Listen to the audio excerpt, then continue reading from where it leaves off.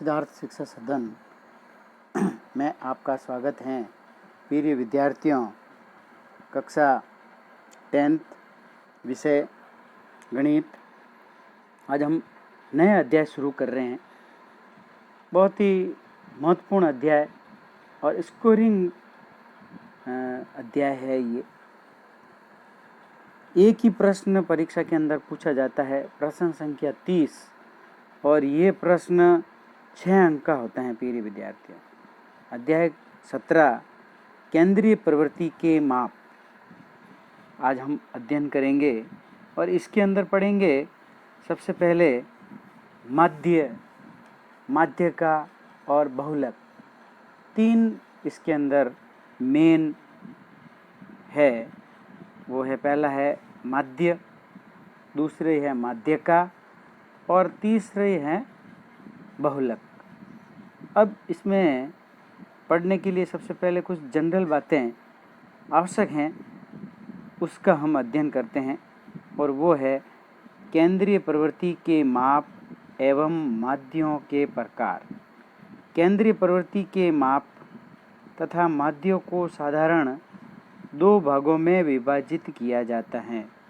पहला होता है गणितीय माध्य यानी मैथमेटिकल एवरेज, जिसके अंदर है समांतर माध्य अथवा औसत। दूसरा है गुणोत्तर माध्य और तीसरा है हरात्मक माध्य। प्रिय विद्यार्थियों, यहाँ हम 10वीं कक्षा के अंदर सिर्फ समांतर माध्य अथवा औसत के बारे में पढ़ेंगे। गुणोत्तर माध्य और हरात्मक माध्य आप अगर आगे की कक्षाओं में पढ़ेंगे। तो उसके अंदर अभी हम समांतर माध्य के बारे में ही विशेष रूप से अच्छी तरह से पढ़ेंगे। और दूसरा है इसके अंदर स्थिति संबंधी माध्य यानी एवरेज ऑफ पोजीशन, जिसके अंदर दोनों पढ़ेंगे, माध्यक और बहुलक। देखो प्रिय विद्यार्थियों, माध्यक को m के द्वारा व्यक्त किया जाता है, बहुलक को z के द्वारा व्यक्त किया जाता है और समांतर माध्य को x बार के द्वारा व्यक्त किया जाता है। मेन इसको व्यक्त करने के लिए गणितीय जो फिगर है वो भी ध्यान रखना है। माध्य का यानी m, बहुलक यानी z और समांतर माध्य x बार। अब देखिए, इसके अंदर हम प्रश्नावली 17.1 का अध्ययन करेंगे और प्रश्नावली 17.1 में बता रहा है केवल समांतर माध्य का अध्ययन ही करेंगे, यानी केवल समांतर माध्य ही पढ़ेंगे, और वो भी समांतर माध्य किस प्रकार का, जनरल क्वेश्चंस, यानी औसत ज्ञात करना। जो अवर्गीकृत आंकड़े होंगे उस अवर्गीकृत आंकड़ों का समांतर माध्य ज्ञात करना का अध्ययन करेंगे। अब देखिए, इसके अंदर क्या ध्यान रखना है, वो सूत्र इसके अंदर इम्पोर्टेंट है, देख लीजिए। सबसे पहले समानांतर माध्य, यानी समानांतर माध्य है जो प्रारंभिक आंकड़ों से समांतर माध्य ज्ञात करना। इस प्रकार के आंकड़ों से समांतर माध्य ये प्राप्त करने के लिए सभी आंकड़ों का योग करके उसमें कुल आंकड़ों का समक की संख्या का भाग दिया जाता है और इसे औसत भी कहते हैं। औसत कहो या समांतर माध्य कहो, बात एक ही है। यानी समांतर माध्य बराबर होता है आंकड़ों का योग। जो भी आंकड़े दिए हुए हैं उनका योग कर दो और आंकड़ों की संख्या लिख दो नीचे बट्टे में, और फिर इसमें भाग दे के हल कर दीजिए, आपके समांतर माध्य ज्ञात हो जाएगा। अब इसको अगर गणितीय भाषा के अंदर लिखना है तो भी लिख सकते हैं। बराबर समांतर माध्य को हम लिख सकते हैं x बार इक्वल टू बराबर आंकड़ों का योग है, इसको हम लिख सकते हैं सिग्मा x बटा n। देखिए प्रिय विद्यार्थियों, ये सूत्र x बार बराबर सिग्मा x बटा n। देखिए, आंकड़ों का योग का मतलब हो गया x, जो भी प्राप्तांक जो दिए हुए उनका योग कर दीजिए। ये सिग्मा का अर्थ हिंदी के अंदर, गणित के अंदर तो सिग्मा का अर्थ ऐसे ही सिग्मा लिख रहा है, लेकिन इसको हिंदी भाषा के अंदर ध्यान रखना है कि सिग्मा का अर्थ होता है जोड़ करना, यानी सिग्मा बराबर जोड़ करना। या जहाँ सिग्मा लिखा हुआ रहता है यानी सिग्मा का अर्थ जोड़ है, और एक्स का मतलब नंबर, प्राप्तांक, जो भी अंक दिए हुए हैं उन सभी अंकों का योग सिग्मा एक्स कहलाता है। और नीचे लिखा हुआ एन, एन का मतलब आंकड़ों की संख्या यानी नंबर ऑफ संख्या, यानी ये एक्स की जो संख्या है वो कितनी है, 10 है, 20 है, 50 है। इस प्रकार ये समानांतर माध्य ज्ञात करते समय अगर हिंदी में लिखना है तो ये सूत्र लिखेंगे, और गणित के अंदर लिखना है तो ये लिख लेंगे, एक्स बार बराबर सिग्मा एक्स बटा एन। अब देखिए हम एक उदाहरण ले रहे हैं और उस उदाहरण को हम अच्छी तरह से हल करेंगे। हल करने पर देखेंगे कि इसका उत्तर बहुत ही सरल तरीके से निकलता है। उदाहरण कह रहा है कि किसी विद्यालय में कक्षा 10वीं में अध्ययन करने वाले 10 छात्रों के गणित विषय में प्राप्तांक क्रमशः ये 7, 8, 5, 6, 7, 8, 9, 4, 5, 6 अंक हैं, तो प्राप्तांकों का औसत ज्ञात कीजिए या समानांतर माध्य ज्ञात कीजिए। दोनों लिख सकते हैं, कोई भी सूत्र लिख सकते हो। प्राप्तांकों का योग लिखो या आंकड़ों का योग लिखो, छात्रों की संख्या लिखो या आंकड़ों की संख्या लिखो, बात एक ही है। ऐसा भी लिख सकते हैं, एक्स बार बराबर सिग्मा एक्स अपॉन एन भी लिख सकते हो। अब इसके अंदर सिग्मा एक्स का मतलब जो आंकड़े दिए हुए हैं उनका योग में लिख दीजिए। 7 + 8 + 5 + 6 + 7 + 8 + 9 + 4 + 5 + 6 बटा कितनी संख्या गिन लीजिए और 10 लिख दीजिए। 10 है 10 लिख दीजिए, 12 है तो 12 लिखिए। अब हम सभी अंकों का योग करेंगे तो हमारे पास में ये आंकड़े प्राप्त हो जाएंगे 65, और इसके अंदर हम जब 10 का भाग देंगे यानी ऐसे 65 में 10 का भाग दे देंगे तो हमारे पास में आ जाएगा 6.5, या फिर दशमलव में बदलो, ध्यान रख सकते हैं। और एक जीरो लगा हुआ है, अर्थात हम एक संख्या छोड़ के दशमलव लगा देंगे तो हमारे उत्तर आ जाएगा 6.5 अंक। यदि किसी चर के मान क्रमशः x1, x2, x3 इस प्रकार से xn तक हो तो हम उनका समांतर माध्य, मैंने बताया था कि x बार बराबर लिखते हैं x1, x2, x3 इस प्रकार से डॉट डॉट डॉट xn, अर्थात इसको हम लिख सकते हैं x बार बराबर सिग्मा एक्स आई अपॉन एन। अभी बताया था मैंने, सिग्मा को आप बड़ा ऐसे भी लिख सकते हो या ऐसे भी लिख सकते हो। तो इसमें आई बराबर नंबर ऑफ संख्या है, 10 संख्या है, 20 संख्या है, और एन बराबर 20 संख्या गिन के बतानी है और फिर सूत्र में मानक टिप्पणी लिखी है, स्पष्ट समझा रहा है। इसमें मैंने वैसे बता दिया है तो भी आप देखेंगे सिग्मा एक ग्रीक वर्णमाला का अक्षर है तथा इसे सिग्मा उच्चारित करते हैं, मैंने बताया था। तथा गणित में इसे योग की प्रक्रिया दिखाने के लिए किया जाता है, मैंने बताया था ना कि सिग्मा का अर्थ होता है जो भी संख्या दी हुई उसका जोड़, यानी ये गणित में बताता है, प्रयोग में लाया जाता है। जैसे सिग्मा एक्स आई, यानी इसका मतलब आई बराबर 1, 2, 3, 4 अनंत तक है, तो x 2, 3, 4 एन तक है। जितनी भी संख्या, इसको y के द्वारा भी बता सकते हैं, सिग्मा y भी लिख सकते हैं। सिग्मा y लिखेंगे तो वही y1, y2, y3, y 25 है तो y 25 लिख देंगे, और इस प्रकार ये सूत्र गणितीय बन जाएगा।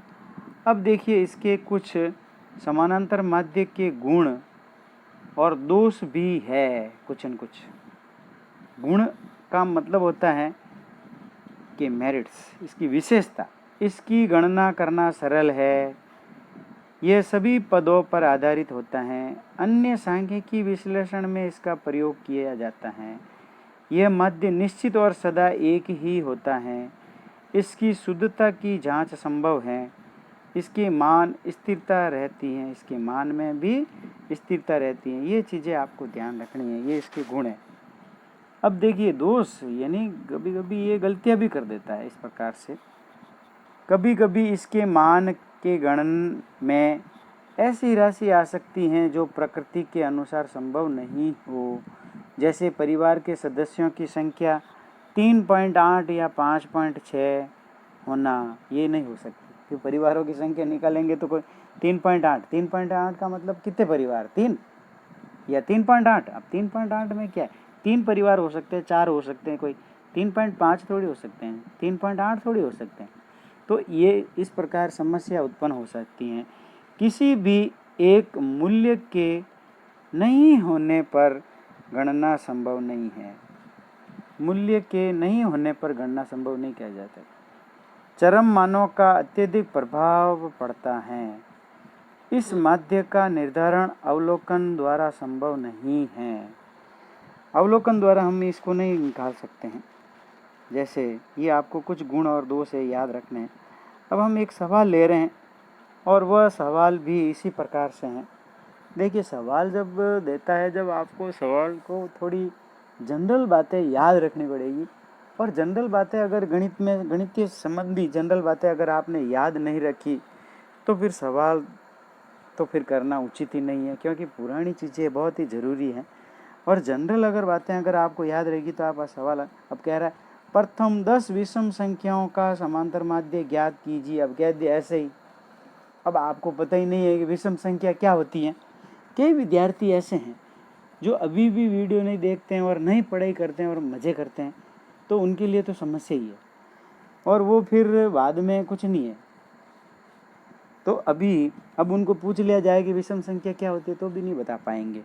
तो प्रथम 10 विषम संख्या का मतलब होता है स्टार्ट संख्या 1 से होती है, फिर 1 छोड़ दिया जाता है, 3, 5, 7,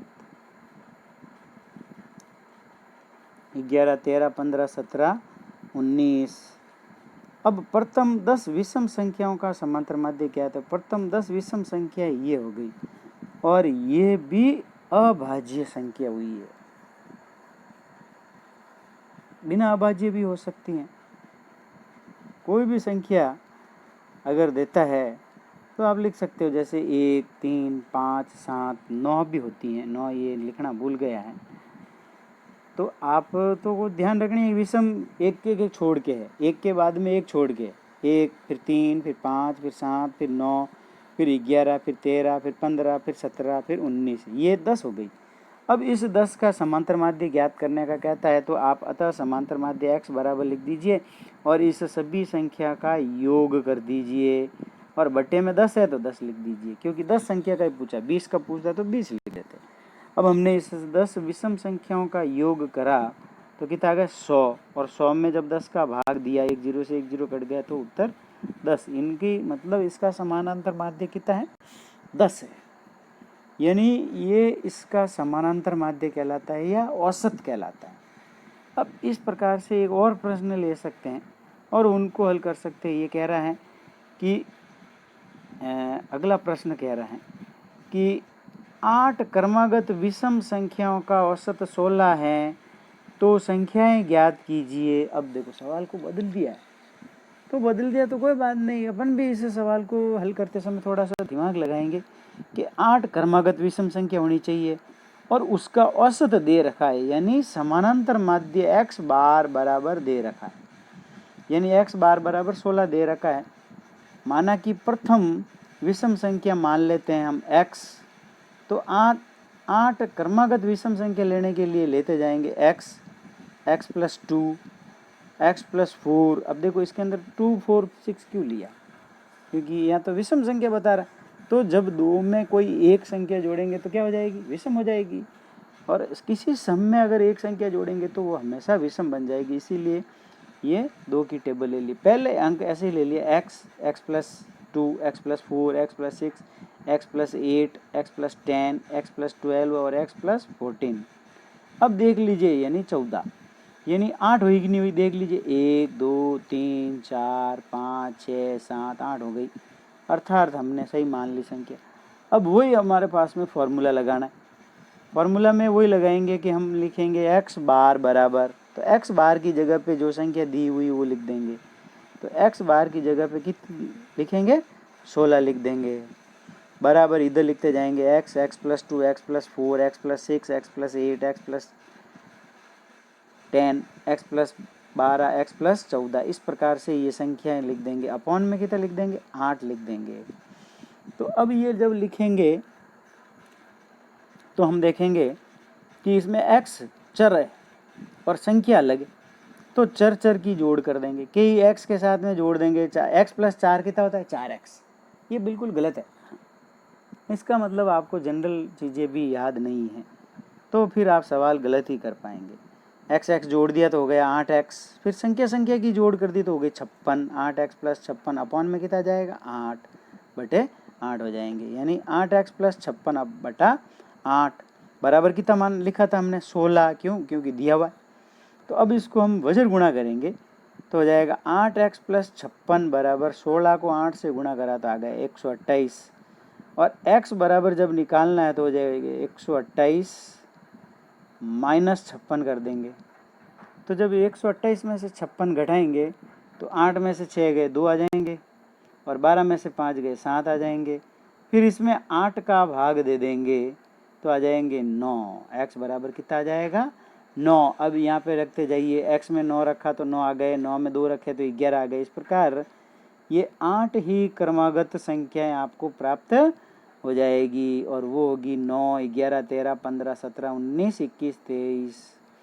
इस प्रकार ये संख्याएं प्राप्त हो जाएगी। अब देखिए एक्सरसाइज यानी प्रश्नावली 17.1 का एक प्रश्न लेते हैं और इस प्रश्न को भी हल करते हैं कि इस प्रकार ये भी सवाल वही है जिसमें x का मान ज्ञात करना है। भिन्न प्रश्न है, करने का तरीका वो का वही है, वही सूत्र काम करेगा, उसी स्टेप से करना है।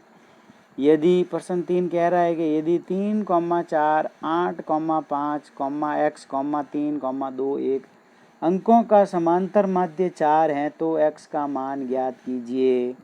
तो समांतर माध्य बराबर लिख देंगे आंकड़ों का योग बटा आंकड़ों की संख्या। कोई भी सूत्र लिखिए, ये लिखिए, या फिर डायरेक्ट गणितीय भाषा में बताया था वो लिखिए, और फिर संख्या लिख दीजिए। समांतर माध्य दे रखा है 4 तो 4 लिख दीजिए, और लिख दीजिए 3 plus 4 plus 8 plus 5 plus x plus 3 plus 2 plus 1 बटा 8 हो जाएगा। इस प्रकार हम वज्र गुणा करेंगे 8 को 4 से तो 8 चौक 32 हो जाएंगे, और इधर हो जाएगा 26 प्लस x, यानी 4 और 3 7 हो गए, 7 और 8 15, 5 20, 20 और 3 23 और 2 25 और 1 26, 26 प्लस x। अब x को एक तरफ रखिए, चर को एक तरफ, अचर को दूसरी तरफ पक्षांतर कर लीजिए, तो x बराबर हो जाएगा 32 माइनस 26, यानी x बराबर 6 प्राप्त हो जाएंगे। और ये x बराबर 6 निकलेगा तो हमारे पास में संख्या मतलब हल। देखिए सब तरह के प्रश्न इसके अंदर हैं, 2-3 तरह के प्रश्न हैं, और 2-3 तरह के प्रश्न को ही हल करने के लिए सूत्र एक ही प्रयोग में होगा, और उसी सूत्र की सहायता से आप हल करते जाएंगे तो सवाल बहुत ही सरल है, आसानी से आप इसको हल कर सकते हैं। एक प्रश्न और ले रहे हैं कि 5 संख्याओं का औसत 18 है, यदि एक संख्या हटा दी जाती है तो औसत 16 हो जाता है, तो हटाई गई संख्या ज्ञात कीजिए।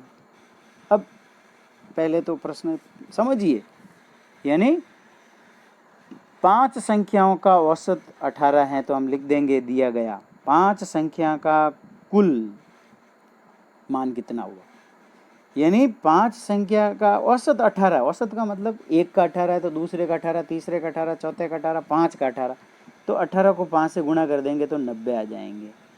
फिर मान लेंगे माना हटाई गई संख्या हमारे पास में कोई क्या है? x है, और 4 संख्याओं का योगफल जब निकालेंगे तो आगे बता रहा है प्रश्न के अंदर कि हटा दी जाती है तो औसत 16 हो जाता है, यानी शेष संख्याएं 4 बच गई हैं, तो हम 16 4 संख्याओं का योगफल भी निकाल देंगे तो कितना आ जाएंगे हमारे पास में? 16 चौके 64। अब 4 संख्याओं का योगफल प्लस x बराबर 90 है, क्योंकि 4 संख्या तो ये निकालनी है और एक संख्या हमने x कर दी, कि हटाई गई संख्या x है, तो 4 संख्याओं का भी औसत है, योगफल आ गया हमारे पास में, तो उसको इसकी जगह पे लिख देंगे 64 प्लस x बराबर 90, तो x बराबर आ जाएगा 90 माइनस 64। और जब ये 90 माइनस 64 आ जाएंगे तो बाकी करेंगे तो हमारे पास में 26 प्राप्त हो जाएगा।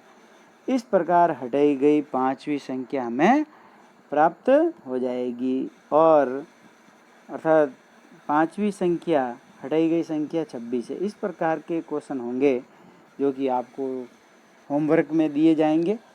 उस होमवर्क को आप अच्छी तरह से हल करें और वापस समय पे भेजें, और आप अपने दोस्तों को भी कहें कि आप वीडियो को ज़्यादा से ज़्यादा देखो और आप भी कॉपी को सबमिट करो, नहीं तो हम बाहर निकालने वाले हैं, आपको ग्रुप से बाहर निकाल देंगे और फिर बैठे रहना घर पे आराम से मज़े करना। और फिर जब बोर्ड का रिजल्ट 10th का आएगा, जब आपके फेल आएगा। इस प्रकार आप चैनल को ज़्यादा से ज़्यादा लाइक करें, शेयर करें तथा सब्सक्राइब भी कर दें, और कोई समस्या हो तो कमेंट भी लिख दें और अच्छी तरह से वीडियो देखें। Thank you.